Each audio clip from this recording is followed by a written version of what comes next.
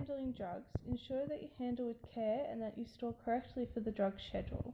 Different drugs have different drug scheduling, therefore they should be stored and handled to the schedule they have been given.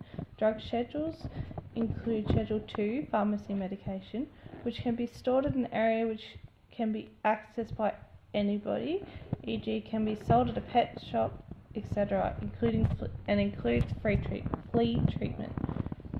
Schedule 4, prescription drugs, should be stored out of the public eye so as public access.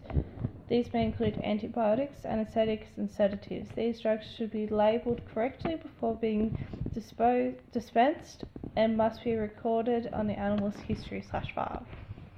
Schedule 6, pesticides / poisons, should be stored away from the public access at least 1.2 metres above the floor and at least 1.2 metres away from any step or stairway to which the public has access.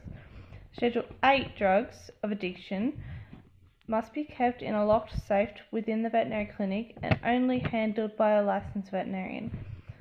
Supply and usage details must be recorded in a Schedule 8 drug registry and signed by a vet. When selecting the correct medication for an animal, ensure you thoroughly read the label of the medication for dosage rates, any possible toxicities to the animal, and the route at which the medication must be administered to ensure the medication is appropriate for the patient and the patient's issue, and that it is administered correctly and in a safe manner. When communicating with a client, it is important that you listen effectively to their concerns, questions, or inquiries to ensure that you gather all the correct and appropriate information. Summarising information from a client is very important. Information such as the client's name, address, and contact number are just as important as obtaining the animal's history, weight, issues, summary, and any other non-specific information the client may be giving. It is important to communicate with the client in a kind and enthusiastic manner, taking into consideration any communicative issues. The correct procedure for the disposal of products in a veterinary clinic varies from product to product, but it is vital for both safety and health reasons.